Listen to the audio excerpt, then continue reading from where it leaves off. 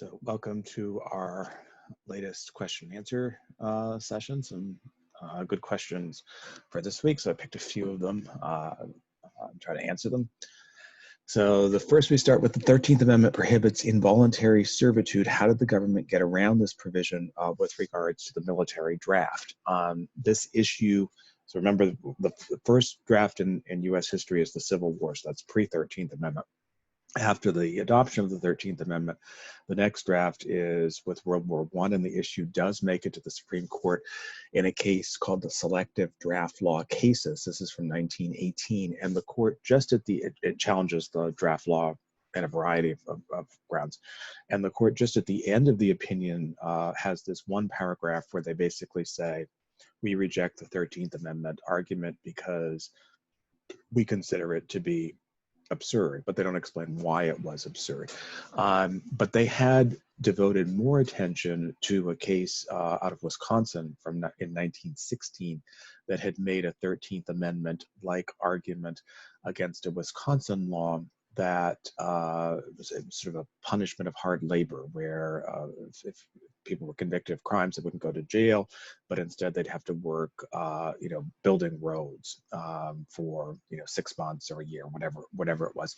And the court in that case, same justices as this one, had basically said that we interpret the 13th Amendment as applying to an abolition of African slavery or issues like that slavery. So say involuntary servitude in the very early stages of the colonial period. We don't interpret this as prohibiting punishment for a crime, or presumably conscription for broader policy goals. So it's these two cases, and selective draft law cases, the better known, limit the 13th Amendment to basically saying this amendment outlaws slavery as it existed in the United States before the Civil War, or something so comparable to that kind of slavery, but does not provide broader limits on either punishment or public policy issues. Next set of questions with pre-war foreign policy. What was the dissent's argument for rejecting the Ludlow Amendment? Did the America First Committee led by Lindbergh accomplish anything significant? So I'll take the second one first. Depends here on how you define significant. I would answer yes, in that they helped shape public opinion between 1937 and 1941. They constrained FDR's options. Again, I agree with FDR policy-wise and don't agree with America First, but they had an impact on policy.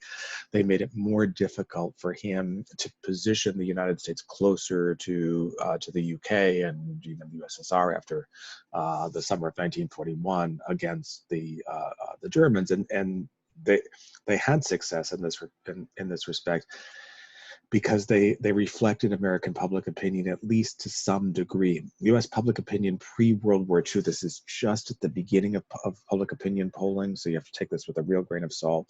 But polling suggested a vast majority of Americans wanted the British to win the war. They sympathized with the British, but also a clear majority of Americans did not want the U.S. entering the war militarily, and the America First Committee reflected that approach. In terms of the arguments for rejecting the Ludlow Amendment, the basic argument was that the United States is a representative democracy. It's not a direct democracy, and therefore it's problematic if we transfer power from Congress to the people on policy referenda. This is not how the United States works. So there's this constitutional objection. The second argument is, which I think is, and I think both of these arguments are correct. The second argument, which is a more practical argument, which is that in the world of diplomacy and military affairs, how would one actually organize a war referendum? So think back, for instance, to the start of World War I. And think back here, since this is U.S. position, to the U.S. entry into World War I. So recall from the those of you who teach high school history, we know when you cover this, it's basic thing. Wilson's reelected in 1916, promised to keep the U.S. out of war. Then in January of 1917, Germany resumes unrestricted submarine warfare. There are a couple of American ships that are sunk in February of 17. Wilson proposes arming American merchant ships in March of 17, then makes a decision for war in April of 17. Now, organizing a war referendum as conditions are changing is going to be problematic. So let's say the Ludlow Amendment existed in the United States in early 1916, and therefore it applied here. Let's say a referendum had been called after Germany resumes unrestricted submarine warfare. Well, then we have a whole bunch of incidents that occur after that. We have the sinking of an American ship. We have the decision to arm American ships. We have strategic calculations in the Western Front. So does an amendment need to have a 3-month period for a campaign, a 6-month period for a campaign? And what happens if conditions fundamentally change during that time? So the practicalities of how this kind of direct democracy plebiscite would have worked with regards to war making, it would have been very, very difficult to pull off. And that's the argument that the opponents make. They basically say, look, this would create more problems than it would solve. Gitlow versus New York, I mentioned this is no longer good law. This decision eventually overturned. And then the case of U.S. v. Curtis Wright, does this decision still stand as good law? So the issue of what is and isn't good law.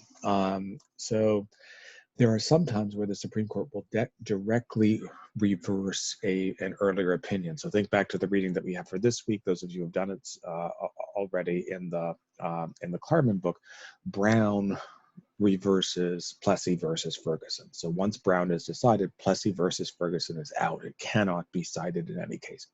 In lots of other cases, you'll get Gitlow is a good example here. This is essentially a free speech political participation case. You'll get cases where the Supreme Court will make a whole bunch of different decisions later on, as they do on these issues since the 1960s. The court has become very protective of free speech, since the early 1960s, whereby you look at all of these cases on one side and you look at Gitlow versus New York on the other, and it's clear that no court is going to enforce Gitlow versus New York. It just sort of gets weighed down by the amount of additional precedent. With regards to Curtis Wright, this is one of the most important, it remains good, Curtis Wright does remain good law, and it remains one of the most important decisions of the Supreme Court in the 20th century that virtually no one has ever heard of. The author here was George Sutherland, a very conservative Republican appointee, former U.S. Senator from Utah. It embraces this very aggressive conception of presidential power in foreign affairs, I think arguably beyond what the Constitution envisioned for the president. And if you couple this with the defeat of the Ludlow Amendment and think of where we are since World War II, the tremendous shift in power towards the presidency in international affairs since World War II, it's not caused by Curtis Wright, but Curtis Wright helps to reinforce this pattern. So it's a really significant decision in retrospect. Next question. One of the major reasons the anti-lynching federal laws were not revisited during the civil rights era, and why didn't legislators pass through the Senate and the House then? And this is a very very good question. Timely in light of Representative Lewis's passing a few days ago. John Lewis first comes to national attention in participating in the Freedom Rides, and the Freedom Riders eventually are protected to some degree by the Justice Department when Robert Kennedy orders federal marshals to go to Alabama to try to protect them. Don't entirely succeed in this, but this is part of a broad expansion of Justice Department authority in the early 1960s under both RFK and then his successors during the Johnson administration. who first used kind of ad hoc tools like the Marshal Service, then pressed J. Edgar Hoover at the FBI, even though Hoover doesn't really like to do it. He basically agrees to do it, and then used tools that are provided by the Civil Rights Act of 1964 to dramatically increase the federal law enforcement presence in segregationist areas of the South. So the key, the anti-lynching law basically said, we want to make lynching a federal as well as a state crime because the state and local sheriffs weren't doing anything to enforce it. This has already occurred in other ways by the early 1960s. So passing a law would have been symbolically important, but would have been superfluous in terms of the outcome. The tools already had come to exist, and the civil rights leadership made, I think, a conscious decision that, look, we're fighting for critical issues with regards to the Civil Rights Act, with regards to the Voting Rights Act of 1965. We don't, with regards to anti-housing discrimination laws, which are passed in later in the 1960s. Big one there was 68.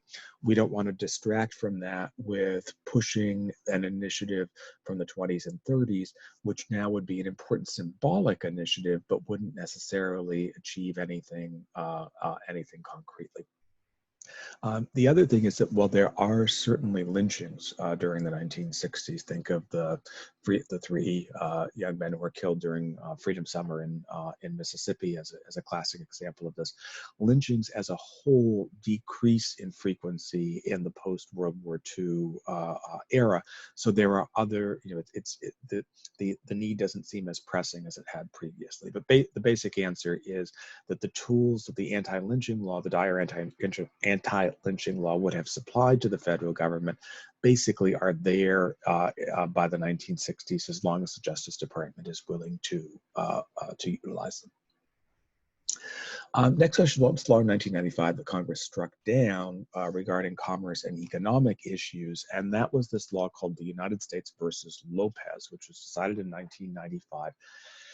And it was a challenge to this thing called the Gun-Free School Zones Act. There was this, if you think of American gun control policy since World War II, there have been periods of very intense activism, followed by periods of more activism by gun rights advocates.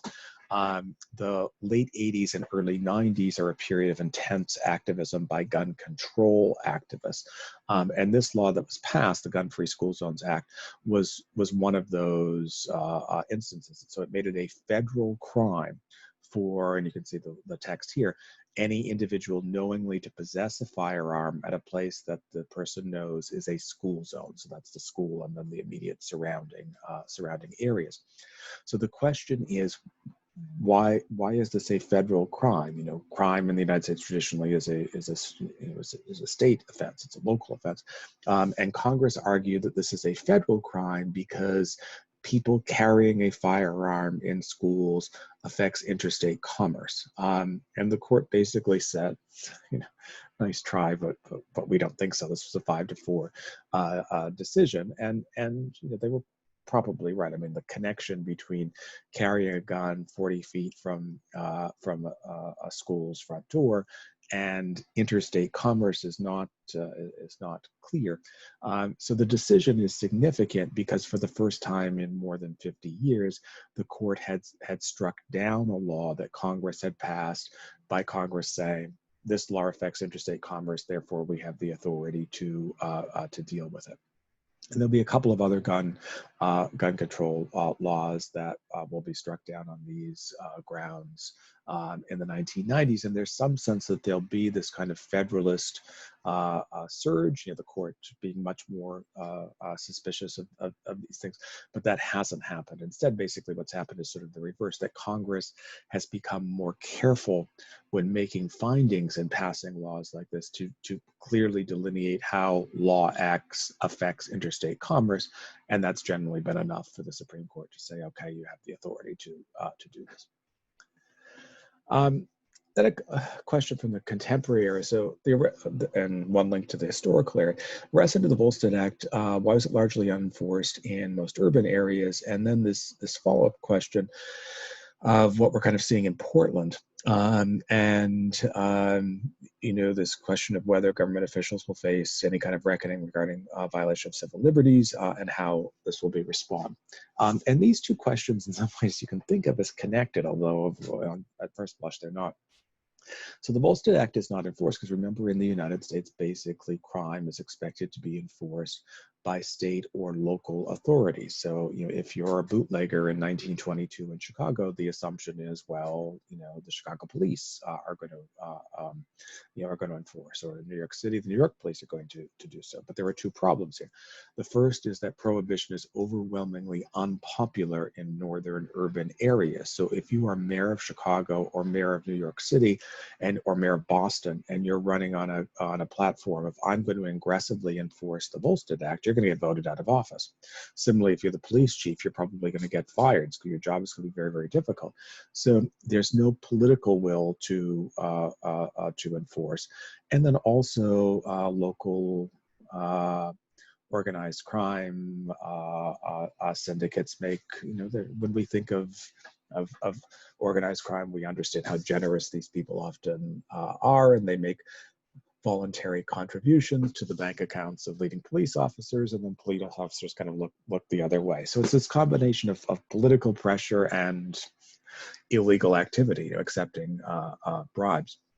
And so in response to this, the federal government becomes more aggressive in enforcement. There is a special agency in the Justice Department that enforces prohibition law, but the FBI also becomes very aggressive. This screenshot is from a page on the FBI webpage. The FBI is very, very proud of this. So the FBI kind of steps in. The director of the FBI at this point is J. Edgar Hoover. So Hoover uses his crusade against organized crime and prohibition as a way of maximizing federal power, and that's one of the legacies of prohibition. So if we go back to the second question, the historical example here is a really useful one, I think, to reflect on. In general, powers of the federal government do not shrink. Once the federal government assumes the power, they tend to continue to use it. So, for instance, during the Bush administration and the War on Terror, dramatic expansion of federal police and policing like power, expansion of executive authority. People who were backers of the Bush policy said, don't worry about this. We're going to use this power prudently. It's okay. Then Obama gets elected, and Obama uses all of these tools himself, and the Bush people are furious. They said, we didn't want to use them this way, and Obama said, well, the policy exists. And then Obama dramatically expands executive authorities. So he thinks, for instance, of the DACA provision, which is very significant expansion of executive authority vis-a-vis Congress over immigration. And the Obama people say, look, don't worry, we're going to use this prudently. This is a humane, and of course it is, very generous policy. No problem at all. And then Trump gets in, and Trump cites these sorts of actions to go for the travel ban in his first year. So one of the patterns here, and the Volstead Act is an early example of this, is that when the federal government, and especially when the executive branch, assumes power in either security or law enforcement areas, or expands executive authority more generally, even for reasons that may be necessary and may be correct, that precedent is going to be used by subsequent presidents in ways that were not expected. And the one pattern that applies for every president since World War II, Republican or Democrat, liberal or conservative, they never give power back. Presidents like power. And doubtless if Biden wins, Biden is now saying Trump is a dictator and Trump is a fascist and everything. Biden will be using all of these precedents to justify his aggressive executive enforcement powers on other issues as presidents.